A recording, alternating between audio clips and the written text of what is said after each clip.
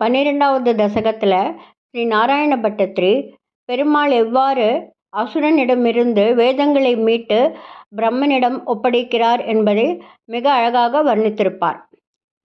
பூமிக்கு அடியில் விளையும் கிழங்குகளே பன்றி அவதாரமாகிய பெருமாளுக்கு நைவேத்தியமாக படைக்கப்படுகிறது.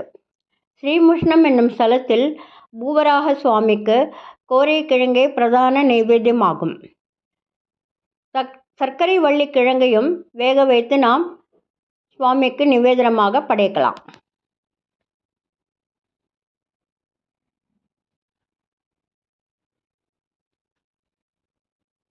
நாராயணீயம் 12வது தசகம் வராக அவதாரம்.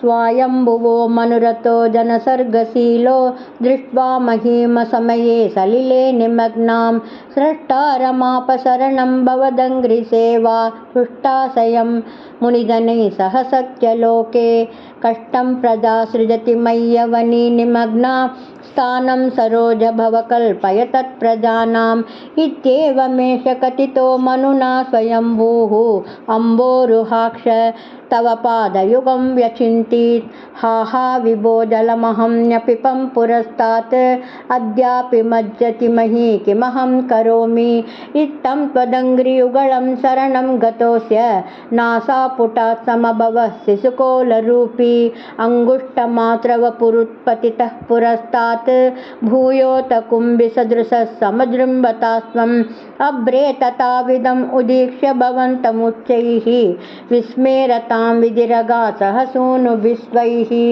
कोसावचिन्त्य महिमा किटिरुत्थितो मे नासापुटात् किमु भवेद् अजितस्य माया इत्थं विचिन्तयति दातरि शैलमात्रः सत्यो भवन् किल जगर्जितघोरघोरं तं ते निनादम् उपकर्ण्य जनस्तपतस्था सत्यस्थिताश्च मुनयो नुनुवुर्भवन्तं तस्तोत्रहर्षुलमना परिणद्य भूयः तोयाशयं विपुलमूर्ति अवादरस्त्वम् ऊर्ध्वप्रसारि परिधूम्रविधूतरोमा प्रोक्षिप्तवालधि अवाङ्मुखघोरगोणः तूर्णप्रदीर्णजलतः परिपूर्णदक्षिणा स्तोतॄन्मुनीन् शिशिरयन्नवतेरे तत्त्वम् अन्तर्जलं ततनुसङ्कुलनक्रचक्रं भ्राम्यतिमिङ्गिलकुलं कलुषोर्मिमालम् आविश्य भीषणरवेण रसादलस्तान् आकम्पयन् वसुमतीम् अगवेशयस्वाम्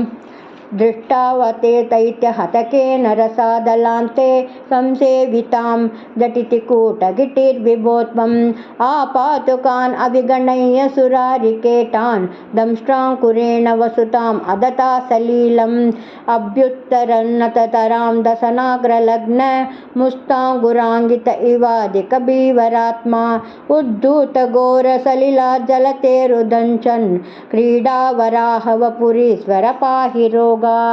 गुरुवायुरप्प शरणं सर्वत्र गोविन्दनाम सङ्कीर्तनं गोविन्द गोविन्द.